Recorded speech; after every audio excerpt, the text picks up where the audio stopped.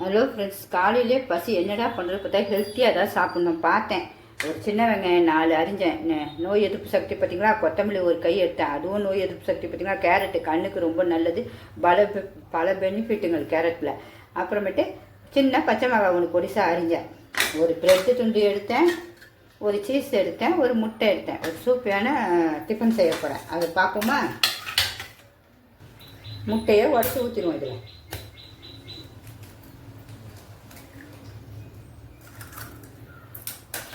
அப்புறம் கொஞ்சம் மிளகாத்தூள் டேஸ்ட்டுக்கு, கொஞ்சம் உப்பு சுவைக்கு, மிளகுத்தூள் கொஞ்சம் மிளகுத்தூள்,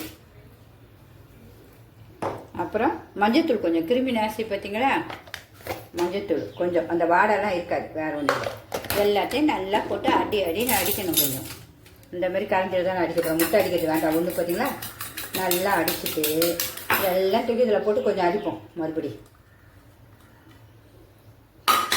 இப்படி நல்லா அடிக்கணும். அப்புறம் ப்ரெட்டில் இந்த நடு பாகத்தை மட்டும் கட் பண்ணுவோம் அழகாக.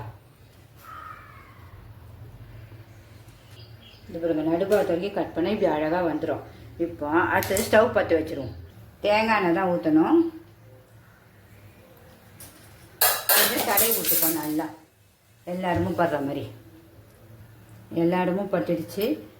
ஸ்டவ்வை கொஞ்சம் ஸ்லோ பண்ணிவிடும், இது உள்ளே வச்சுருவோம் அழகாக.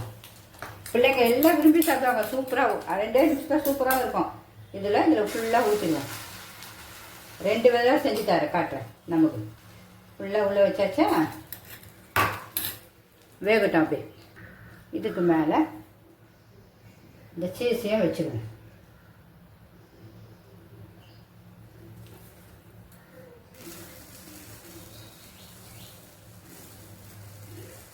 லைட்டாக அந்த சில்லி இது வச்சுருக்கேன் நுணுக்கி, அதை லைட்டாக போட்டுருவோம்.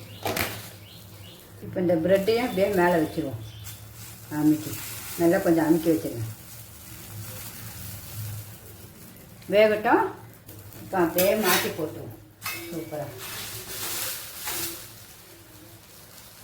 நம்ம மாற்றி போட்டோம், சூப்பராக வெந்துடும். சூப்பராக இருக்கும், பார்க்கவே நமக்கு சூப்பராக இருக்கும். நம்ம அப்படியே கட் பண்ணி சாப்பிட வேண்டியதான்.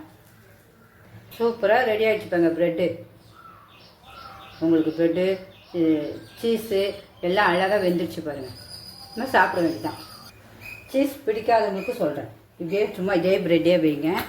முட்டையை மட்டும் இப்படி வைங்க, ரொம்ப சூப்பராக இருக்கும் டேஸ்ட்டு. முட்டை கரெக்டாக இதோட உள்ள பொறுத்து வரணும். மேலே இதை அப்படியே மூடிடுங்க, அவ்வளோதான். இதை அப்படியே வேகட்டும் நமக்கு நல்லா. ஒரு சைடு வெந்தோன்னா அடுத்தது மாற்றி போடுவோம், அடுத்ததாக மாற்றி போட்டுவோம்.